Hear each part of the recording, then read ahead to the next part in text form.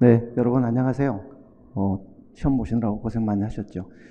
이게 제가 옛날에는 항상 시험 보고 나면 그날 오후에 별일 있어도 해설하고 이제 촬영도 하고 했었는데 요번에는 그렇게 못했습니다. 어제 9급 오후에 9급 강의가 있었는데 9급이 지금 진도가 많이 늦어져서 7급 강의 문제 복원 해설 때문에 9급 강의를 휴강을 한다는 게 조금 학생들한테 너무 미안해서 제가 어제 휴강을 못했어요. 그래서 지금 일요일 날 어제가 아니라 하루 지난 오전 일요일 오전에 이 강의를 지금 촬영을 하게 됐습니다. 그래서 항상 밀착으로 제가 제일 먼저 올려드렸는데 그렇게 되지 못해서 죄송하고 일단 여러분들은 뭐 시험 보시느라고 고생하셨을 텐데요.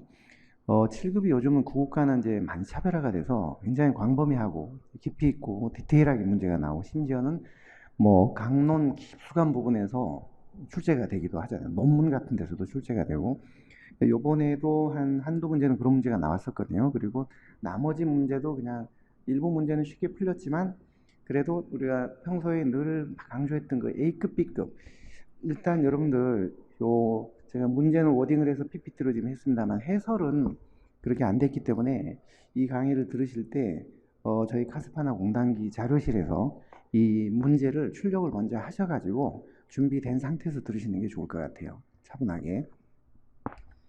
보면은 거기 제가 출제평에 해설 출제평에 보면은 일단 그 영역별로 보면은 고루 출제가 됐고 다만 정책학하고 예산 재무행정에서 한 문제 정도씩 더 출제가 됐고 그러다 보니까 이제 자치론 쪽에서 한 문제밖에 출제가 안 됐고 그다음에 기출문제가 6문제 변형된 게 한 7문제 나머지 7문제는 좀 신경향 문제였어요. 근데 그중에 신경향 문제 중에서도 아주 지엽적인 일회성 문제도 있었어요. 한두 문제가 18번 같은 문제가 그럼 18번, 20번 20번은 그 문제 속에서 뭐 답을 좀 알 수 있는 그런 문제였기 때문에 그리고 A급, B급이 한 14문제 나머지 6문제는 C, D급에서 A급, B급 출제 비중이 이제 항상 7급은 9급보다 좀 비중이 낮죠. A급, B급이.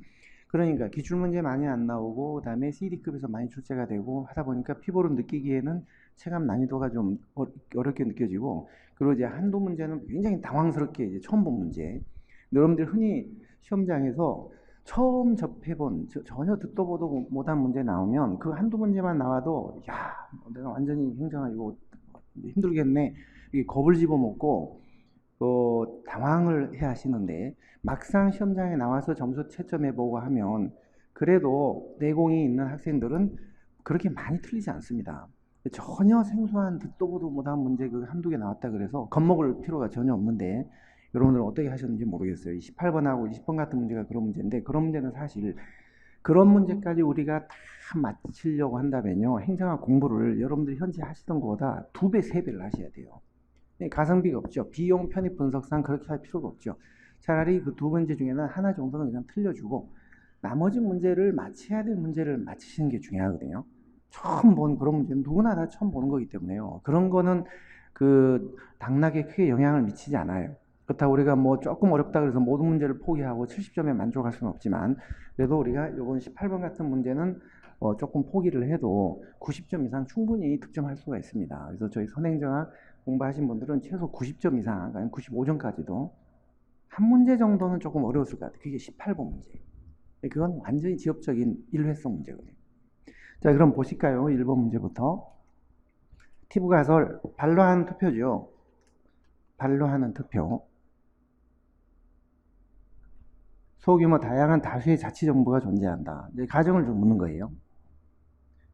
그 다음에 두 번째, 시장의 완전 경쟁처럼 모든 정보를 주민들이 다 알고 있다. 외부 효과, 보조금 이런 거 없다고 보는 거죠. 자유롭게 이동할 수 있다. 이동의 제한이 없어야 된다.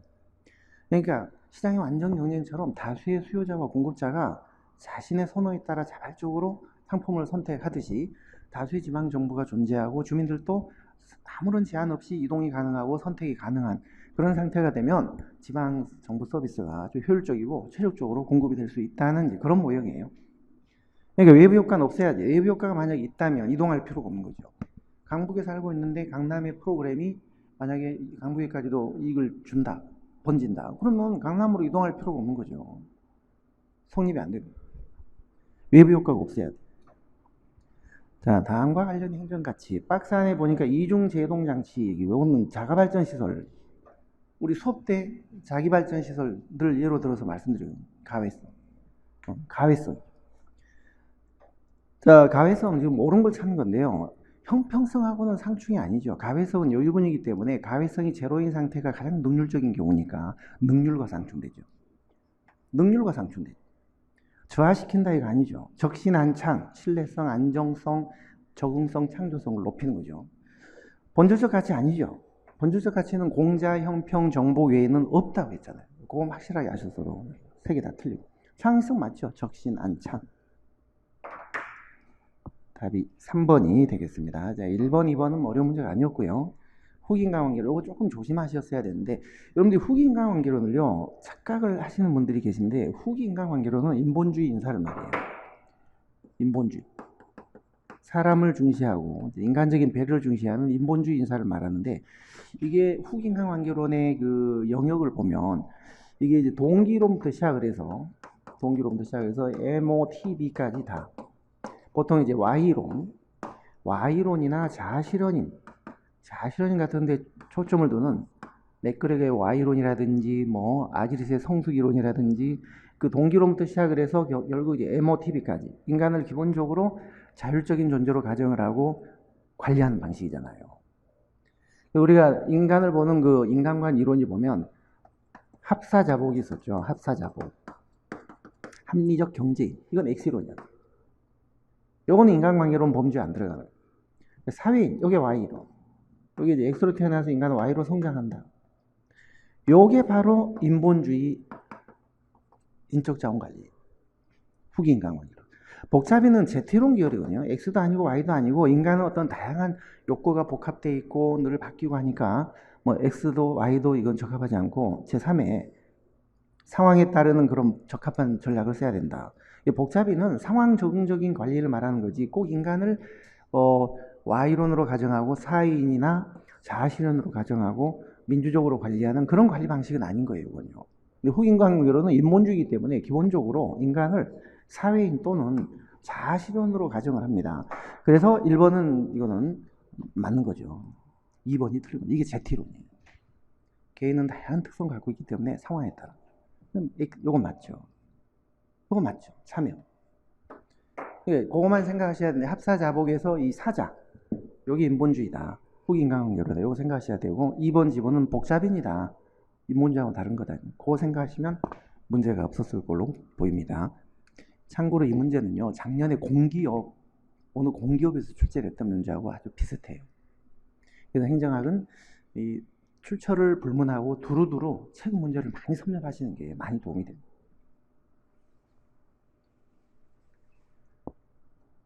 자, 4번 문제. 페로의 기술 유형론. 이거 10장비. 제가 10장비 암기법만 딱 기억하시면 이건 뭐 한 3초 만에 풀리는 문제예요.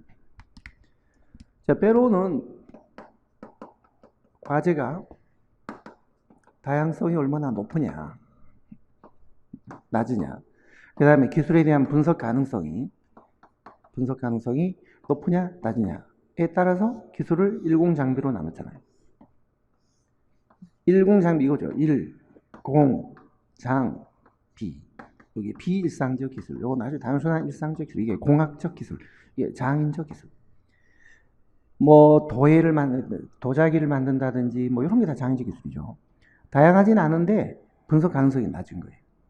공학적 기술은 첨단 반도체 기술 같은 거. 다양성은 높은데 매뉴얼이나 프로그램이 다 돼 있기 때문에 분석 가능성이 높은 거죠. 지금 문제가 다양성도 높고 분석 가능성도 높으면 공학적 기술이 되는 거예요. 답이 3번입니다. 이거 정무지. 이런 문제는 맞춰야 돼요. 이런 문제를 틀려버리면 안 돼요. 18번 같은 우리 18번에 그 로저스가 말하는 혁신 확산 이론. 이번에 이제 처음 등장한 이론인데 웬만한 문헌에는 없습니다. 그게. 저희 책에도 사실 뭐 없었고 다른 선생님 책에도 다 없었고 대한민국 행정학 교과서에도 거의 없었던 책이에요. 그건 강론의 논문에서 나온 문제거든요. 실제 어떤 난이도, 국어하고의 차별성 때문에 어쩔 수 없이 낸 문제인데 그런 문제는 우리가 어쩔 수 없는 것 같고요. 이런 문제는 맞힐 수 있고 맞춰야 되는 문제예요. 이런 문제를 틀려버리면 안 돼요. 제가 그래서 늘 수업 때 정무직을 말하면서 장관급, 차관급을 자꾸 얘기해 드리거든요. 장관급, 차관급. 그것까지 시험에 나오는 건 아니지만 어떤 게 정무직이고 아닌지를 판별할 때 그게 상당히 도움이 돼요. 기관장이 장관급이면 그 밑에 차장은 차관급이 되잖아요. 그러니까 둘 다 정무직이 되죠. 근데 만약에 기관장이 차관급이라면, 정무직이면서도 차관급이라면 요 밑에 차장은, 부기관장은 정무직이 안 되는 거예요. 정무직이 안 되고 일반직이 되는 거예요. 고위공무원단 가등급 1급 정도가 되니까요. 그런 점에서 장관급이냐 차관급이냐 그걸 제가 늘 수업 때 말씀드려요. 자, 국정원은 다양하잖아요. 직급이. 국정원 일반 직원은 특정직, 그다음에 기조실장은 별정직, 국정원 원장하고 차장은 정무직이라고 했죠. 원장이 장관급이에요. 원장이 장관급이니 차장은 차관급이 되겠죠. 장관 밑에 바로 1급이 나올 수 없잖아요. 항상 장관급이면은 그 밑에가 차관급이에요. 둘 다 정무직이에요. 이것도 마찬가지예요. 국무총리실 사무처장.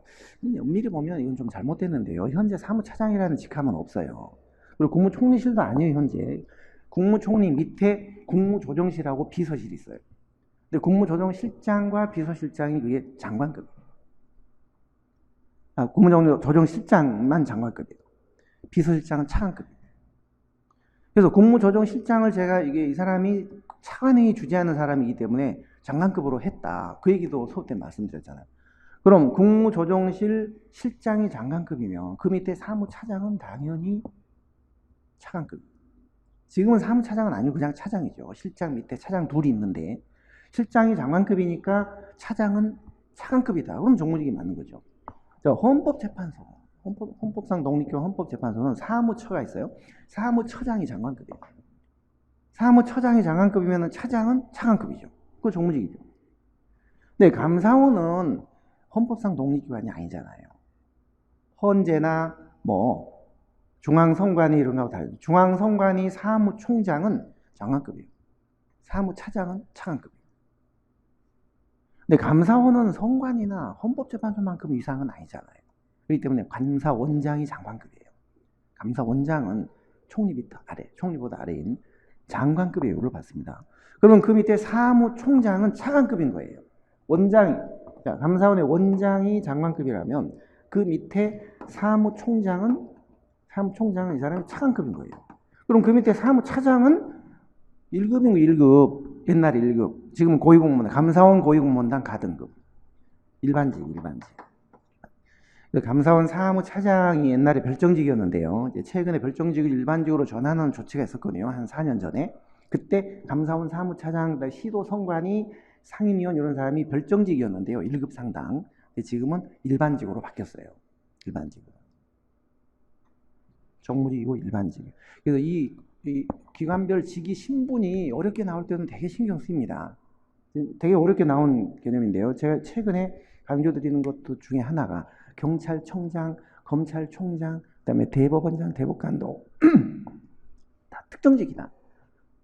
인사청문, 국회 인사청문 거치고 장관급, 차관급 정무직 예우를 받지만 기본적으로 경찰청장은 경찰이고 검찰총장은 검사고 그다음에 대법관, 대법원장은 법관이기 때문에 그건 기본적인 신분은 특정직이다.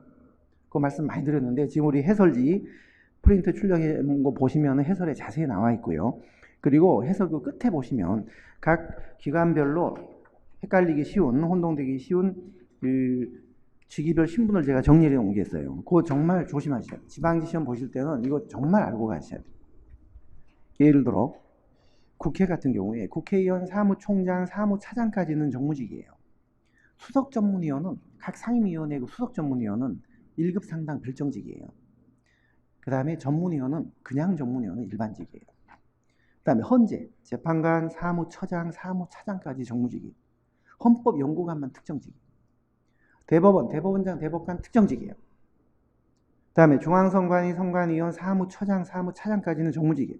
근데 시도선관위, 상임위원은 그게 별정직에서 일반직으로 바뀌었다는 거예요. 감사원, 감사위원은 차관급 정무직이에요. 사무총장도 차관급 정무직이에요. 그러니까 사무차장은 차관급이 안 되는 거예요. 옛날에 1급. 일반직이에요. 국정원 원장, 장관급, 차장, 차관급. 그래서 두 사람이 정무직이에요. 기조실장, 별정직, 일반직으로는 특정직. 국가보훈처 4개 처 중에 국가보훈처만 처장이 장관급. 그러니까 차장은 차관급이 됩니다. 그러니까 국정원은 처장, 차장이 국가보훈처는 처장, 차장이 다 정무직이지만 나머지 3처는 처장이 차관급이에요. 그럼 차장은 차관급이 될 수가 없죠. 1급, 옛날 1급, 일반직, 고위공무원당 가등급, 일반직이 됩니다. 따라서 인사혁신처, 법제처, 식약처의 처장은 정무직, 차장은 일반직. 국가보훈처는 처장, 차장 모두 정무직. 그래서 이게 어디가 장관급이면 그 밑에 사람은 차관급이 되는 거예요. 그걸 좀 아셨다면 이건 다 장관급. 이것도 총리실에 국무총리실의 사무차장 차관급이고 그 밑에 지금은 국무조정실이 있는데 실장이 장관급이고 차장은 차관급이에요. 헌재 사무처장은 장관급, 사무차장 차관급. 감사원은 감사원장이 장관급이에요. 그러니까 그 밑에 사무총장, 감사위원 이런 사람들이 차관급이에요. 그 밑에 차장은 당연히 정무직이 될 수가 없는 거죠. 여기까지가 정무직이니까. 이건 일반직. 결코 쉬운 문제는 아니었지만 이런 문제는 맞춰야 되는 문제예요. 자, 특별지방행정기관, 일성기관이죠. 일성기관. 법인격 아니잖아요. 자치단체가 아니잖아요. 2번 맞습니다. 이게 전문행정을 따로 분리해서 효율적으로 하기 위해서 설치가 됐지만 이게 이제 남설이 되니까 다른 행정기관하고 중복되고 자치단체하고도 기능이 중복되고 이런 문제가 생깁니다. 옳은 거 찾는 거예요. 일반 행정권은 이거는 자치단체는 아니지만 이거가 특별지방행정기관은 아니죠. 하부 행정기관이라고 하죠. 하부. 그다음에 4번 전문성을 제고하여. 여기는 맞는데 지방분권의 긍정적인 자치를 져야죠. 일성기관 아무리 설치가 되고 거기에 권한을 아무리 많이 위임을 해도 이거는 지방분권이 아닙니다. 자치가 아닙니다. 자치가 아닙니다. 중앙집권입니다. 틀렸죠. 따라서 일성기관은 지방자치나 지방분권을 져야 한다. 이런 문제가 있잖아요. 그래서 2번만 맞고 틀렸네요. 7번 정보업무평가. 이것도 어렵지 않았어요. 중지특공. 우리 정보업무평가 종류가 중지특공 있잖아요.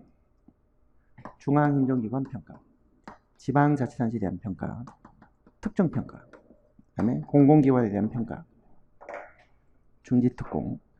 이런 건 기본적으로 자체평가를 원칙적으로 해야 되죠. 그러니까 2번은 맞고. 틀린 거 찾는 거예요. 공공기관도 포함되죠. 맞고. 재평가 일종의 메타평가입니다. 자체평가 결과를 보고받고 총리실에서 미심쩍다 싶으면 정보업무평가위원회 심의 의결을 거쳐서 재평가를 실시할 수 있다 이렇게 돼 있잖아요. 맞는 거죠. 위임사항. 이거는 행안부 장관이 하는데요. 그건 합동평가예요. 관계 중앙행정기관장과 함께 합동으로 평가하는 합동평가위원회가 행안부에 설치가 되어 있거든요.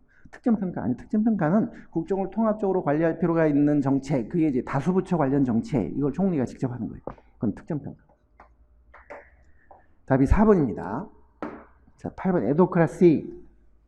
옳지 않은 거. 이거 최근에 많이 강조드렸고 비슷한 문제 지난번에 마지막 그 파이널 그 1일 특강에서 제가 다뤘던 문제예요. 갈등 많습니다. 표준화 공식화 이렇게 안 돼 있고 역할 분담이 명확하게 안 됐기 때문에 갈등이 생겨요. 2번 조금 요거는 약간 함정이었어요. 3번 먼저 볼게요. 예, 이게 틀렸죠. 이 기계적 구조를 요즘에 유기적 구조가 보완은 하지만 이걸 완전 대체하거나 이게 불편해진 건 아니에요. 공존 보완의 관계예요. 그리고 이게 단점이 많이 있기 때문에 그 단점이라는 게 안정성, 정밀성, 효율성이 떨어진다는 거 아니에요. 신속한 조직화, 표준화가 안 된다. 그래서 이게 얘를 대체하거나 그럴 수는 없는 것이고요. 서로 공존하는 관계예요. 공존 보완. 틀렸고요. 매수 내육, 대표 네트워크, 매트릭스, 수평 구조, 유기적 구조. 맞죠? 요거 맞습니다. 근데 흔히 대체로 이 에도크라스는 복공집이 다 낮은 거 아니냐. 공식, 직권성, 복잡성. 복공집이 대체로 낮죠. 근데 그때 그 복잡성은 주로 수직적 계층성, 복잡성 이걸 얘기를 하는 거고 수평적 분화는 고도로 이루어졌다라고 돼 있는 책이 일부 있어요. 그것도 심화 때나 제가 말씀드린 내용인데 유기적 구조가 복공집이 대체로 낮지만 그 복잡성 중에서 수평적인 분화의 정도는 고도로 이루어졌다 이런 표현이 있습니다. 그때 그 수평적인 분화는요 일의 전문화가 아니라 사람의 전문화예요. 그 다음에 기능별 분업이 아니라 흐름별 분업이에요. 흐름별로, 그러니까 프로세스별로, 수평구조처럼 흐름별로 쭉 이렇게 분화가 돼 있어요.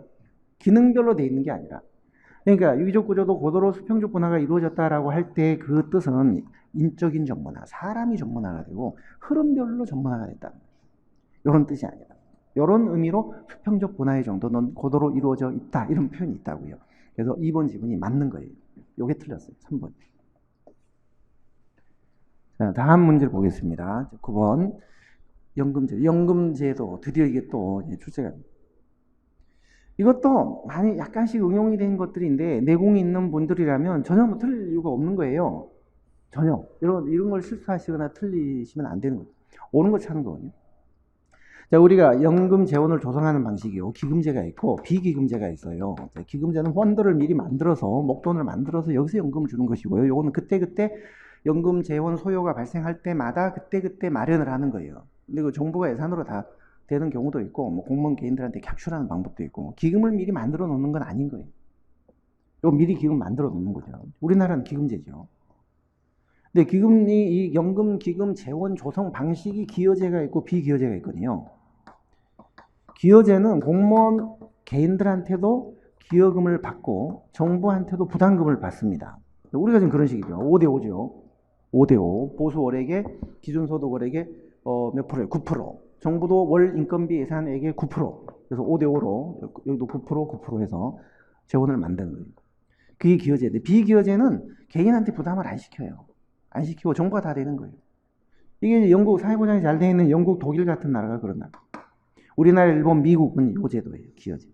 자, 우리나라, 미국, 일본은 기금제이면서 기여제. 영국, 독일은 기금제이면서 비기여제. 아예 기금을 안 맞는 나라. 그때그때 안 맞는 나라. 근데 그런 나라는 많지는 않습니다.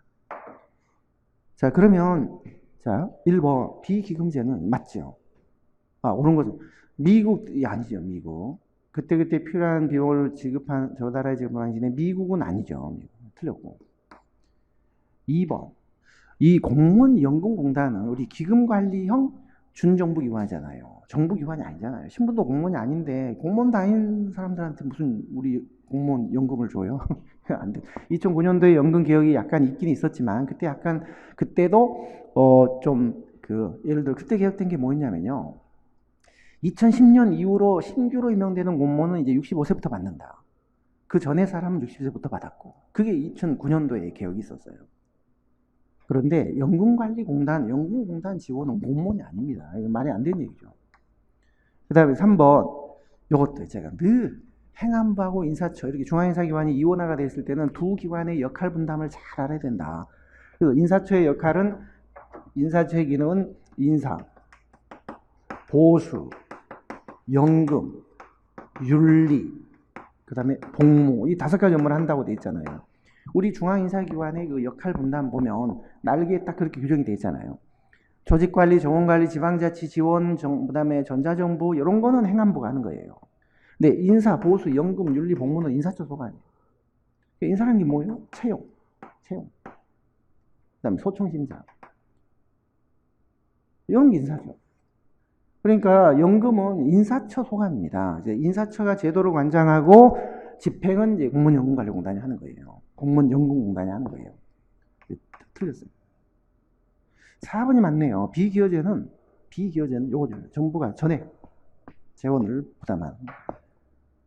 그렇게 어려운 문제 아니었는데 이런 것도 실수로 순간 실수로 틀린 분들이 계시더라고요.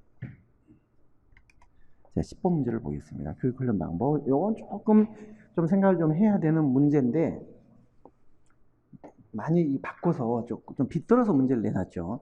직장훈련이 OJT거든요. 일을 하면서 상사로부터 어깨너머로 훈련을 받는 거. 1대1로 주로 멘토링 방식에 의존하기 때문에 일시에 많은 사람을 교육하기가 힘들어요.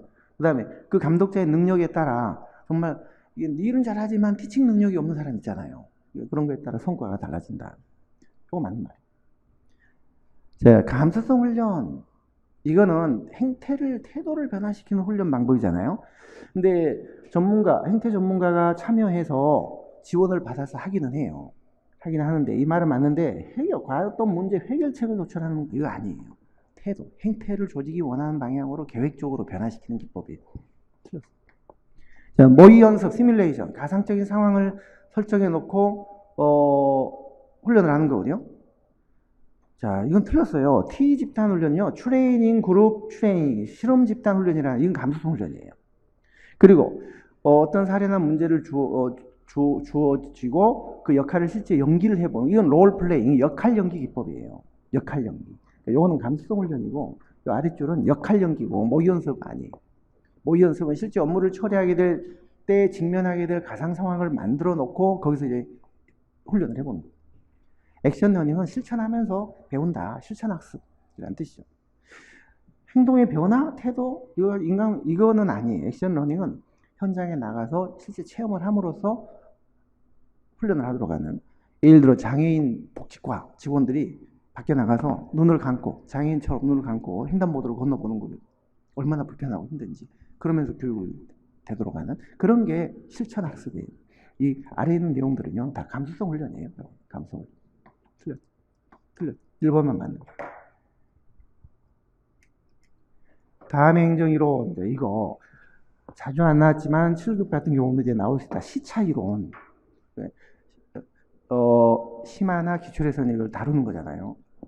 인과관계는 시차가 있다는 거예요. 변수들의 작동 순서, 시차에 따라 그게 달라질 수 있으니까 어떤 제도 개혁이나 정책 성과를 평가할 때 너무 성급하게 하지 말고 시차를 좀 충분히 두고 어느 시점에서 평가하고 개혁을 해야 될 것인지를 판단해야 된다는 그거를 일러주는 이론이 타임 레그 시어리, 시차 이론이에요.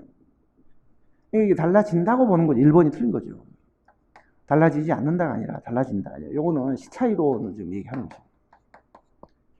2번, 그렇죠. 어느 시점에서 제도를 개혁해야, 평가해야 이 올바른 결과를 가져올 것인지. 그렇죠. 충분한 숙성기간 시차가 지난 다음에 평가하는 것이 올바른 인과관계를 알아낼 수 있는 방법이다. 인과관계도 시차가 있다. 그렇죠. 우리나라 같은 경우는 흔히 성급하게 충분히 기다려주지도 않고 이게 제도가 잘못됐니 뭐가 잘못됐는지 막 바꾸고 하는데 이 시차이론은 그런 것들의 어떤 실패, 우리나라 정부 개혁이 실패하는 이유가 바로 이 시차 같은 걸 고려하지 않았기 때문이다라는 걸 꼬집는, 일컬어주는 그런 이론이에요. 이것도 맞는 거죠. 1번이 틀렸네요. 12번 정책 결정 모형. 그렇게 어렵지 않았죠. 최종 모형은 이게 어떤 문제를 해결하기 위해서 이 문제를 어떤 전략으로 해결할까? 이게 본래임의 결정이라면, 대안을 탐색하고 찾는 그런 결정이라면, 요거는 이런 결정을 하기 전에 미리 이 문제를 어떤 전략으로 해결할 것인지 전략을 수립하는, 이게 바로 메타팔러시, 상위 정책이거든요. 상위 정책. 근데 소극적으로 위험을 최소화시키는 이런 데 머무르는 게 아니라 적극적인 혁신 전략을 취해야 되겠다. 전략을 뭘로 할 것이냐, 이런 것들을 고민하고 결정하는 게 이게 바로 이 상위, 메타팔러시, 상위 정책 단계에서 이루어져야 되는 거예요. 1번은 맞는 거죠. 2번, 앨리스의 모형 2가 조직 과정 모형, 이걸 조직 행태 모형이라고 하는 거거든요. 긴밀하게 틀렸는데 제가 늘 긴밀하게라는 말, 느슨하게 하고 긴밀하게는 완전히 다른 말이다. 타이틀리하고 루즐리는 완전히 다른 말이에요. 그러니까 이 앨리스의 모형 2는 느슨하게 독립된 하부 조직이 느슨하게 연결돼서 SOP 같은 걸 주로 활용해서 의사결정을 하는 그런 개념이에요. 긴밀하게 얘기는 틀렸고요. 만족 모형은 이 문제가 결코 아주 쉬운 문제는 아니었네요. 함정들이 있어요. 여기 틀렸어요. 병렬적으로. 만족하다고 생각되는 그런 웬만한 해결책을 얻기 위하여 한정된 몇 개의 대안만을 고려하는 건 맞는데 병렬적으로 이게 틀렸어요. 보통 문헌에는 잘 안 쓰는 말인데 병렬하면요 동시에라는 뜻이에요. 동시에. 요거 해보고 아니면 또 요거 해보고 이거는 단계적으로 순차적으로 연속적으로, 이건 직렬을 말하는 거예요. 직렬적으로 이거 해보고 아니면 요거 해보고. 근데 이렇게 하지 않고 동시에 이 네 가지 대안을 동시에 도마에 올려놓고 이게 뭐가 좋은지 최선의 대안지를 동시에 단발에 판단하는 거예요. 동시적. 이게 병렬적이에요. 이게. 그래서 순차적, 단계적 이 반대말이 병렬적이란 말. 이건 직렬적이잖아요. 합리 모형은 동시에 이렇게 하잖아요. 모든 대안을 도마에 올려놓고 가장 최선의 대안을 단발에 딱 결정하는 게 합리 모형.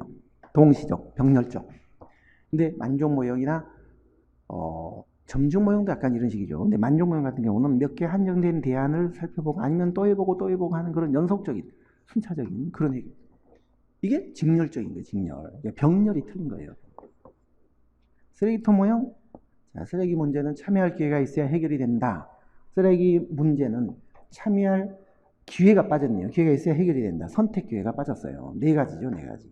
그래서 1번만 맞고 나머지는 다 틀린. 이번 7급 시험은 틀린 걸 찾는 게 아니라 옳은 걸 찾는 문제가 상대적으로 많더라고요. 그러니까 조금 더 어렵게 느껴진 거죠. 어디가 틀렸는지를 다 알아야 되니까. 하나만 틀린 걸 찾는 거는 딱 한 지문만 틀린 걸 찾으면 되잖아요. 근데 옳은 걸 찾는 거는 나머지 3개 지문이 왜 틀렸는지를 판단해야 되니까 시간도 걸리고 약간 난이도가 좀 높게 느껴졌던 것 같아요. 이번 7급 시험은 약간 그런 전략을 좀 썼던 것 같아요. 자, 13번 내적 타당성 옳지 않는 거. 1번은 사건 효과죠. 실험이 진행되는 동안에 발생한 어떤 외부의 사건. 맞습니다. 2번 성수. 성수 효과는 실험이 진행되는 동안 시간의 흐름에 따라서 자연적인 성장을 하는 거예요. 그래서 측정값이 달라지는 거예요. 근데 지금 요거는 사전 측정의 내용에 대해서 친숙하게 되어 나중에 측정. 그러니까 우리가 개강할 때 본인 시험하고 종강할 때 본인 시험하고 문제 성향이나 경향이 비슷해서 익숙해져서 그게 영향을 받았다면 그거는 측정 요인이에요. 측정 테스트. 그게 바로 테스팅이죠. 테스팅. 시험 요인, 검사 요인, 측정 요인. 이런 거를 막으려면 솔로몬식 설계를 해야 돼요. 솔로몬. 사전 측정을 하지 않고 측정값을 비교해보는. 자꾸 측정을 하니까 그게 영향을 미치니까 그걸 하지 않는 솔로몬식 설계. 솔로몬식 설계는 항상 테스팅, 검사 요인, 시험 요인을 방지해주는 그런 설계 방법이다. 이건 좀 언젠간 나올 거예요. 언젠가는. 3번 상실 요인. 탈락이 이탈이죠. 두 집단의 구성상 변화가 생긴 거죠. 일부가 이탈해요. 그럼 맞는 거죠. 선발. 선발은 두 집단의 선발상 차이죠. 선발상 차이. 선발 차이가 없도록 하려면은 랜덤 세플링, 무작위 배정이나 이렇게 하는 게 사전 측정을 해서 비교적 유사한 집단들끼리 구성해놓는 것이 선발 요인. 선발상 차이를 막을 수 있는 방법이죠. 그것도 맞는 거죠. 2번만 틀렸네요. 자, 14번 피터스. 시신참탈. 피터스의 거버넌스, 시신참탈. 시장 정보 모형, 신축적 정보 모형, 참여 정보 모형, 탈내부 규제 모형. 그 특성을 묻는 건데 약간 좀 난도를 높여서 물었어요.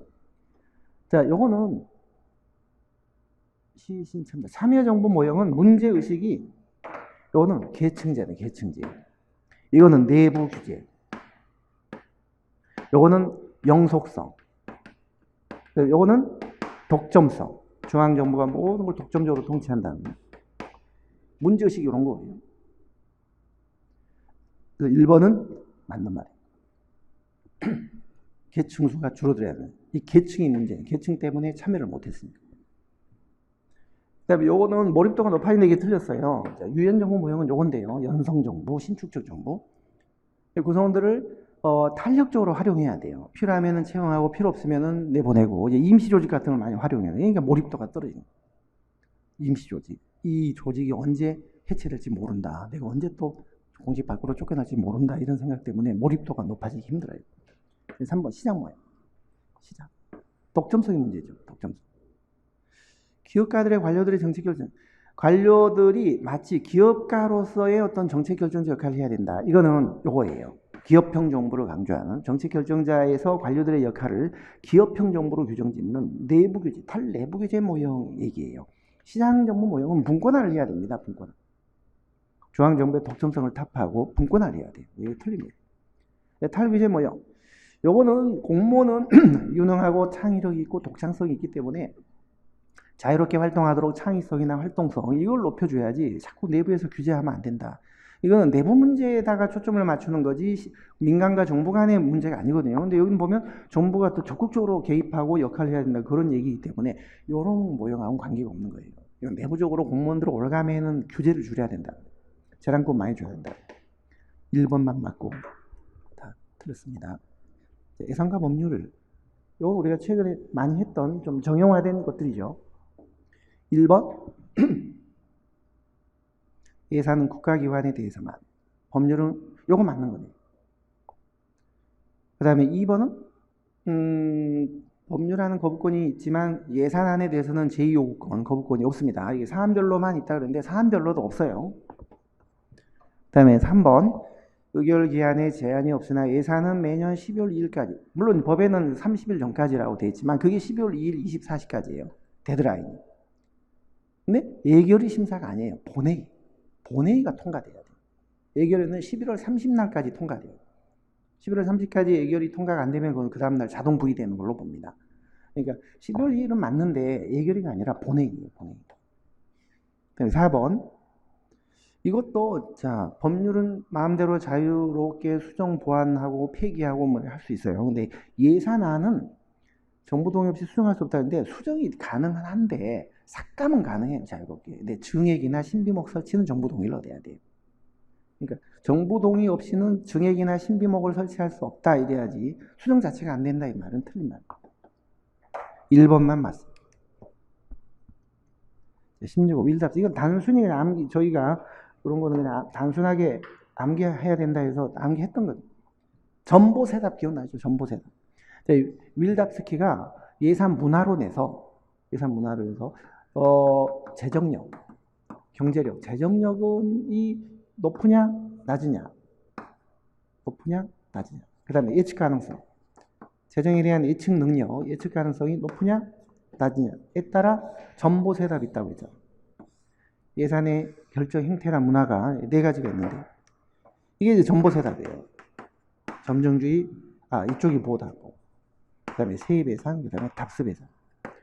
점정주의, 보충예산, 세입예산, 답습예산. 근데 지금 문제는 재정 경제력은 낮지만 예측력은 높은 거, 요걸 물은 거예요. 세입예산. 자, 이거는 돈도 풍부하고 뭘 해야 될지 예측 분석 능력도 뛰어나니까 조금씩 늘리면 되는 거예요. 이게 선진국의 예산 결정 문화 행태가 그렇다. 답습은 반대 후진국입니다. 돈도 없고 뭘 해야 될지 예측도 못하는 거예요. 그러니까 전에 하던 것만 그냥 반복 답습을 하는 거죠. 이게 제일 안 좋은 예산. 이거는 여유는 있는데 예측을 못하는 거예요. 그럼 전에 하던 거에다 조금씩 늘려나가는 거, 그게 좋은 방법. 이거는 돈은 없는데 뭘 해야 될지 예측은 다 할 수 있어요. 돈만 있으면 뭘 하고 싶은데 돈이 없는 거예요. 따라서 지출을 세입에다 맞춰야 돼요. 수입을 헤아려 보고 거기에 지출을 맞춰야 돼요. 이게 세입 예산, 세입 중심 예산, 레비뉴 버제팅. 답이 3번입니다. 17번. 재정예산제도 옳은 걸 찾는 거거든요. 옳은 거. 자, 조세출 예산제도는 조세 감면 내역까지도 예산에 밝혀서 국회 심의 통제를 받자는 거잖아요. 그러니까 재정지출의 투명성은 높아져요. 그런데 매년 국회 심사를 받아야 되기 때문에 한 번 조세 감면으로 이렇게 법에서 인정돼 버리면 계속 만성적으로 이 감면 혜택을 받는 그거를 막기 위해서 이런 것들을 타파하기 위해서 조세 지출, 조세 감면으로 이루어지는 간접 지출도 예산 내역에 명시를 해서 국회 심의를 받자라는 얘기거든요. 그러니까 조세출 예산제도는 조세 지출의 투명성과 공정성을 높이고 대신 반복적으로 계속 혜택이 주어지는 그런 항구성과 지속성 이런 거를 타파하기 위한 그런 제도예요. 이게 틀린 거예요. 통합제도, 일특기를 다 포함하는 거죠. 요게 맞겠네요. 융자 지출까지. 융자 지출은 적자율, 융자 수입은 회수는 흑자율. 그래서 계산을 포함을 시키죠. 경상수지가 있고 자본수지가 있고 융자수지가 있고 이게 본수지고 그 다음에 이제 통합 보전수지가 있잖아요. 4개의 수지로 구성이 됩니다. 통합재정이. 그 다음에 3번 성인지. 기획재정부가 여가부하고 협의해서 지침을 만들어주면 그 기준에 따라 각 부처가 성인지 예결산서를 작성하는 거죠. 지휘하래가 아니라 기재부 장관이 여가부하고 협의를 거쳐서 만든 기준에 따라 각 지출 부처가 이거를 작성을 하는 거죠. 지휘하래가 아니라. 틀린 거예요. 네, 4번 예타조사. 대규모 사업은 당연히 되고요. 500억. 전체 규모가 500억. 그 다음에 국고 지원이 300억 이상인 그 대규모 건설 사업. 그 다음에 정보화 사업, 연구개발 되고요. 교육, 보건, 환경도 다 됩니다. 점점 넓어졌어요. 넓어지고 있어요. 대상이. 틀렸어요. 2번만 맞고 다 틀렸습니다. 모두 모두 포괄하는 거예요. 모든 기금을 예를 들어 금융성 기금까지 다 포함한다 이러면 틀린 말이지만 이 말은 지금 일반에게 특별하게 기금을 모두 포괄했다. 이 세 개를 그런 뜻으로 그냥 모두가 쓴 거니까 기금 중에 물론 금융성 기금은 빠지잖아요. 근데 그 모든 기금이 다 포함됐다 그런 뜻은 아니에요. 그렇게 해서 이게 뭐 복수 정답 없음으로 처리되거나 그럴 일은 없을 것 같아요. 2번이 답입니다. 2번. 18번. 이게 이제 좀 당혹스러운 문제였을 거예요. 이 문제 하나 정도는 뭐 틀릴 수도 있을 것 같아요. 이게 로저스가 주장하는 그 혁신 확산 이론인데요. 혁신, 행정개혁의 그 강론에서 나온 문제거든요. 어떤 정책을 혁신하거나 제도를 혁신하고자 딱 이걸 보내면, 사회로 내보내면, 예를 들어, 이제 도로명 주소를 쓰자. 도로명 주소를 쓰자.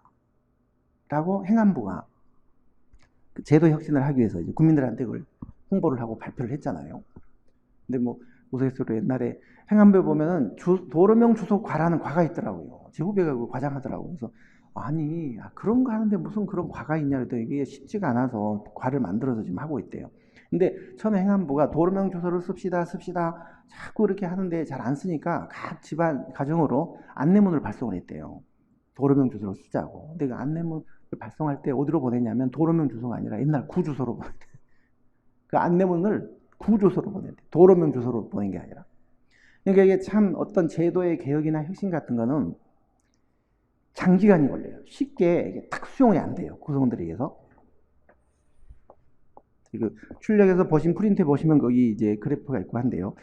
단계별로 5가지 단계별로 수용자가 나타납니다. 처음에 혁신자가 있어요. 혁신자. 행안부가 도로명 주소를 씁시다. 이게 혁신자죠. 두 번째가 초기 수용자예요. 초기 수용자. 이가 이제 여론을 막 주도하고 하는 사람들이에요. 여론을 주도하고 하는 사람들. 그 다음에는 초기 다수 채택자예요. 초기. 그러니까 변화를 원하는, 변화에 관심이 많은 대부분의 그 사람들은 처음에 이걸 바로 받아들입니다. 이게 초기에 채택하는 다수를 말해요. 근데 한참 뒤에 이제 다 남들은 다 그걸 도로명 주소를 썼는데 자기만 이게 옛날 주소를 쓰고 있거든요. 아유 나도 이제 써야 되겠네 하고 나중에 참여하는 후기 다수 채택자가 있어요. 마지못해서 뒤늦게 참여, 받아들이는. 그리고 지연자, 지체자. 이거는 끝까지 안 받아들이려고 하는 사람이에요. 굳이 도로명 주소를 쓸 필요 뭐 있냐. 오히려 더 복잡하다. 옛날 주소가 더 좋았는데 왜 이걸 자꾸 쓰지? 끝까지 반대하는. 근데 요 단계별로 숫자가 비율이요. 이렇게 정규 분포를 이룬대요. 정규 분포.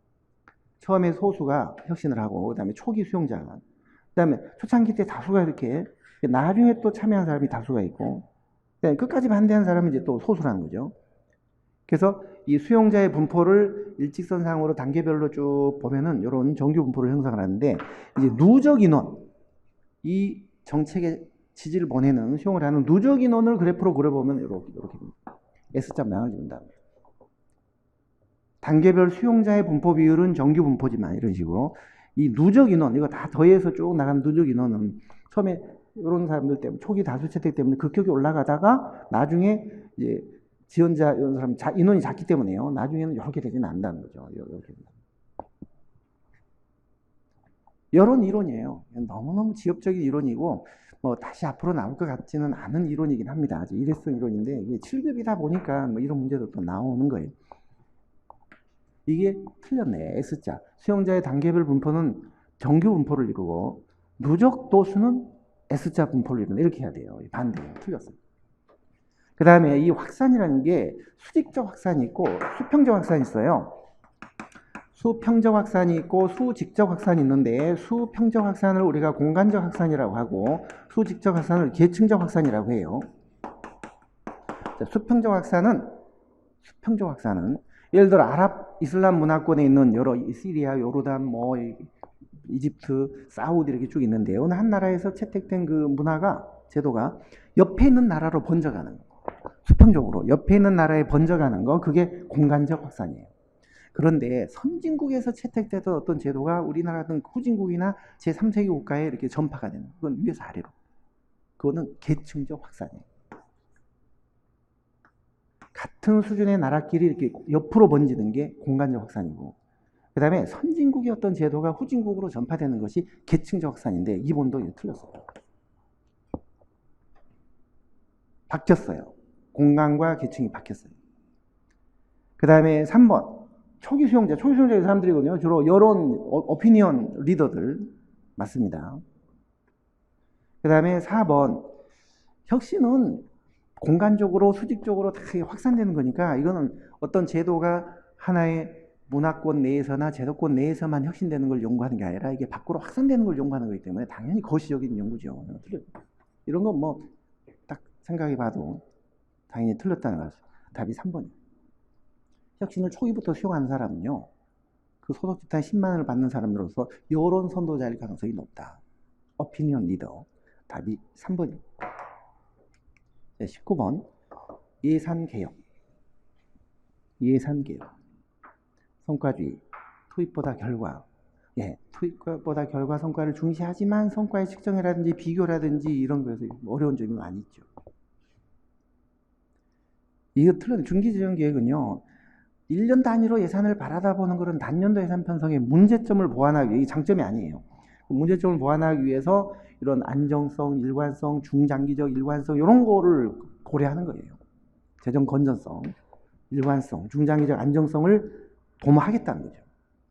이게 단년도 예산의 장점이 아닌 거죠. 단년도 예산은 너무 미시적이고 단기적이었죠. 그런 단기적인 안목, 그런 단점을 보완하기 위해서 이런 것들을 추가하려는 그런 제도가 중기재정계획입니다. 3번. 하향시. 이게 탑다운이죠. 한도를 정해주고 한도 내에서 그거를 배분을 해라. 배분. 한도 내에서, 그 한도 내에서 부문별로, 부처별로 이걸 배분하는, 이거는 배분적 효율이에요. 기술적 효율은요, 이거는 배분이 된 다음에 배분받는 금액을 어떻게 해서 적은 투입을 들여서 많은 산출을 낼 거냐 하는, 그거는 운영상 효율이에요. 이 기술적 효율은 운영상 효율이고, 지금 하향시 예산 편성 제도는 총량만 정해주고 그 범위 내에서 부문 간의 배분은 당신들이 하라는 거예요. 그러니까 이거는 배분적 효율이라고 해야 돼요. 배분적 효율. 기술적 효율이 아니라. 배분적 효율이 요게 부문 간 효율이에요. 대안 간 효율이고, 그 다음에 운영상 또는 기술적 효율이, 운영상 또는 기술적 효율이 이게 부문 내 효율이에요. 그러니까 이거는 자원을 부문 간에 배분할 때의 효율이고, 이거는 배분된 다음에 그 자원을 가지고 어떻게 하면 적은 투입으로 많은 산출을 낼 거냐, 운영을 능률적으로 할 것이냐, 일종의 능률이죠, 능률. 이게 테크니컬, 기술적 효율, 운영상 효율이에요. 부문 내 효율. 요거는 부문 간 효율, 배분적 효율. 그러니까 3번도 틀린 거예요. 4번. 세밀한 관련, 이게 틀렸네요. 상한선을 위해서 정해주고, 이 말은 맞는데 각 부처의 사업별 재원 배분에 대해서는요, 부처가 알아서 하는 거예요. 한도만 정해주고. 따라서 그렇다고 해서 전혀 중앙정부의 통제가 없어진 건 아니죠. 한도를 위해서 정해줬기 때문에 사전 통제가 완전히 상실된 건 아니지만 그래도 한도 내에서는 자율적으로 편성하도록 하는 거기 때문에 약간 완화된 통제를 하는 거예요. 총액에 대해서는 통제가 강화된 거죠. 이것도 틀린 거예요. 그래서 답이 1번만 맞고 다 틀린 거예요. 20번. 이 문제도 약간 생소했을 수 있어요. 좀 지엽적인 문제이기도 하고. 그렇지만 쉽게 맞출 수는 있는 문제였어요. 우리가 휴리스틱스라는 게 알고리즘의 반대말이죠. 알고리즘은 분석하고 계산하는 그런 기법이고, 휴리스틱스는 직관적인 판단에서 그냥 유추하거나 이렇게 하는 거거든요. 근데 우리가 휴리스틱스의 판단은 아무래도 이게 분석이나 계산에 의존하는 그런 판단이 아니기 때문에 오류가 많이 있을 수 있어요. 직관에 의한 오류가 있을 수 있어요. 직관에. 그 오류의 종류를 물은 거거든요. 10명 인원이 있는데 이걸 가지고 위원회를 구성하겠다는 게, 2인으로 구성되는 위원회하고 8인으로 구성되는 요 위원회를 우리가 구성할 때 어떤 게 더 쉽겠느냐 이거 물은 거예요. 10명 사람을 가지고 2명으로 구성하는 조합의 수, 2명 이렇게 어떻게 조합을 할 거냐. 8명으로 조합을 할 때 하고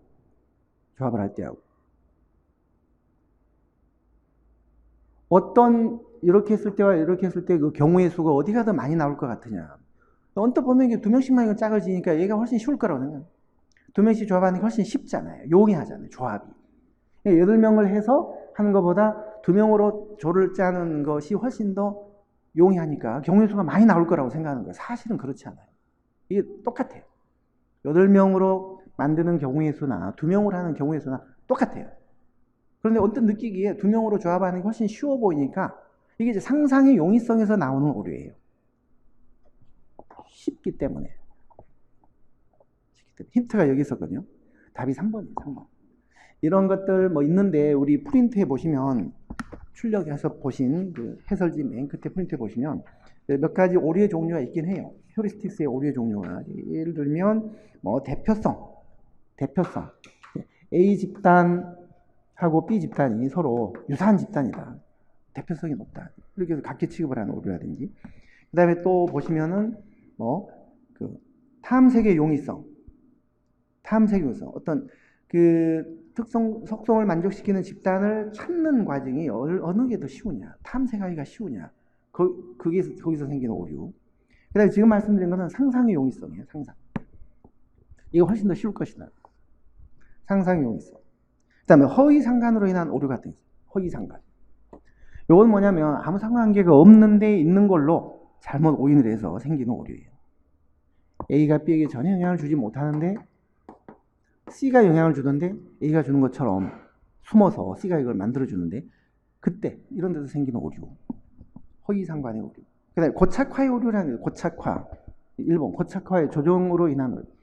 고착화라는 건 초기 느낌, 초기 인상, 최초 판단. 최초 판단이 제일 영향을 많이 준다는 거예요. 일단 최초로 판단을 하고 중간에 쭉 조정 과정을 거치지만 조정을 할 때는 별로 많이 안 바뀐다는 거예요. 항상 처음에 첫인상이 모든 최종 판단을 결정한다. 이게 바로 고착화의 오류예요. 네, 그런 오류가 있는데 우리가 휴리스틱스는 직관에 의한 판단을 하기 때문에 아무래도 오류가 있을 수 있는데 그 중에 이런 경우의 오류가 뭐냐라는 건 상상의 용이성으로 인한 오류 3번이에요. 자주 출제되거나 또 이게 반복되거나 그럴 것 같지는 않습니다. 이것도 일회성 문제이긴 한데 요거는 또 지문에서 요 말이 있기 때문에 아마 답을 3번으로 대부분 하시지 않았을까 생각하면서 18번 같은 문제는 조금 어려웠을 수가 있을 것 같아요. 그 문제는 뭐 그냥 틀려주고 나머지에서 뭐 한 문제 정도 또 실수할 수도 있고 그래서 90점 정도 맞으셨으면은 상당히 고득점에 해당한 거예요. 85점 이상이면 상위권이고요. 90점 이상이면 완전히 고득점이 된 것이고 아마 만점은 좀 맞기가 어려웠겠죠. 이번 7급 시험. 여러분들 고생 많이 하셨고요. 그리고 이제 지방 7급이 2달 뒤에 남았는데 지방 7급과 국가 7급 사이에는 2달이라는 시간이 남아있어요. 이게 시간이 어떻게 보면 되게 길고 어떻게 보면 짧은데 그렇다고 아무것도 하지 않고 그냥 있으면 많이 이론이 부실해지고 가물가물해져서 국가직에서 한 90점 나왔던 학생이 지방직에서 자칫하면 75점 정도로 떨어질 수도 있어요.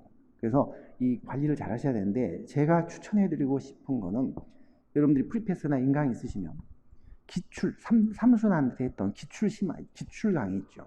그 기출 강의를 한번 들어주시는 게 제일 좋을 것 같습니다. 왜냐하면 그 기출 때 저희가 기출 해설만 하는 게 아니라 지문 해설만 하는 게 아니라 이론도 정리하죠. 그 다음에 지문 해설하죠. 그 다음에 기출 패턴 정리하고 그 다음에 출제 포인트 함정 그리고 플러스 아까 그 정무직 같은 그런 것들처럼 이렇게 나왔지만 앞으로 이렇게 해서 나올 수 있다. 더해서 추가로 더해서 이 팁을 드리는 게 굉장히 많이 있는데 지금 이번 문제 같은 경우도 뭐 시차이론 같은 경우도 우리가 추가로 팁을 드리는 거에서 나왔잖아요. 그 기출 강좌 그거를 한번 들어주시는 게 저는 가장 이론 심화를 또 듣거나 뭐 혼자서 뭐 이렇게 기본서를 읽어보거나 그건 별로 좋은 방법 아니에요. 너무 요약서만 보는 것도 2달이기 때문에 너무 좋은 방법. 여단하나 이런 거는 나중에 한 10일 정도 남겨놓고 그때 보시면 되고 지금은 바로 조금 며칠 쉬셨다가 기출 그거를 한번 좀 들어주시는 게 가장 좋은 방법입니다.